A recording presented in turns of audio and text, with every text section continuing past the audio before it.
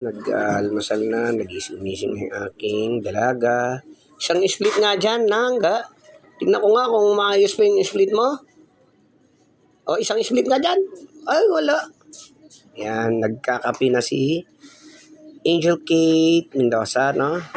So, siya na nagtitimpla. Tinuruan ko na sila kung paano kumilos, kung paano silbi sa sarili. Yan, tinuruan ko na kung paano magtimpla ng Milo at saka gatas nila sa tuwing umaga. Oh, split! Split! Pag sa uli, split nga. Go! Oh, tinan nyo. Oh. Ah! Hanip ano? Kakaiba yung anak ko na to eh. Tapos, maglalagay na siya ng tubig. Tinan nyo. Init tubig. Yan. Kasi nga, aalmusal na siya ng Milo. Yan. So, yan. Ayan, tinuruan ko na rin sila kung paano sila magtimpla. At para kahit wala ako, kaya na nilang kumain, inom ng gatas, magtimpla, yan. Tapos, alam din nila kung paano nila isole, kung paano sila safety sa mga gagawin nila. Oh, lakad ng pabaliktad. Oh, tinan nyo, lakad ng pabaliktad dyan. Papunta sa gatas. Tingnan ko nga. Yan, oh. Ayaw pa. Bagong gising pa. And, kape na. Gatas na. Ano ba yung tinimpla mo? Milo. So, yan. Ang tinimpla niya, Milo. Yan. So, marunong na siya.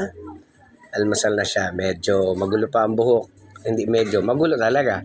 Kasi bagong gising pa siya. Tapos, anong oras na? Alas 9 na, no?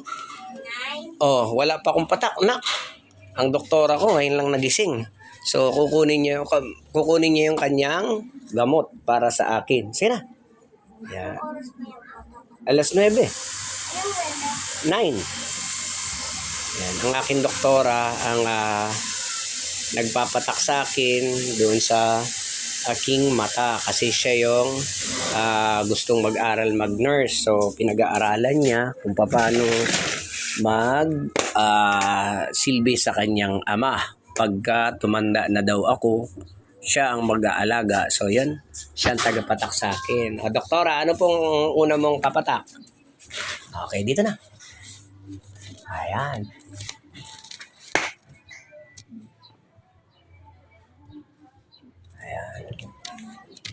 So, mayroon tayong 5 minutes. Asan yung relo mo? Ayan, nakarelo siya, oh. Ayan. So, tinitingnan niya yung gamot ko kung paano magpatak, no? So, abang tayo ng 5 minutes. Stop natin. So, yun. Ayan, nagmamilo muna siya. Then, 1 minute to patak again. Ayan. Okay na, let's go. So, ito na. Yung pamatak niya ulit.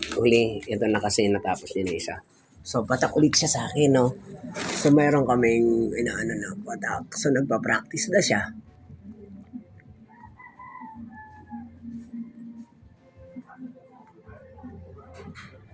Ayan. So, yun. Sarap. So, ang aking doktora.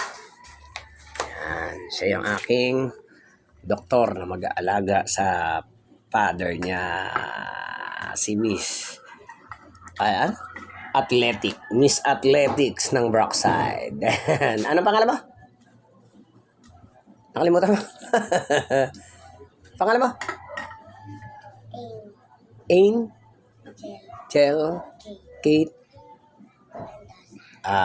Kate Mendoza. Thank you, guys.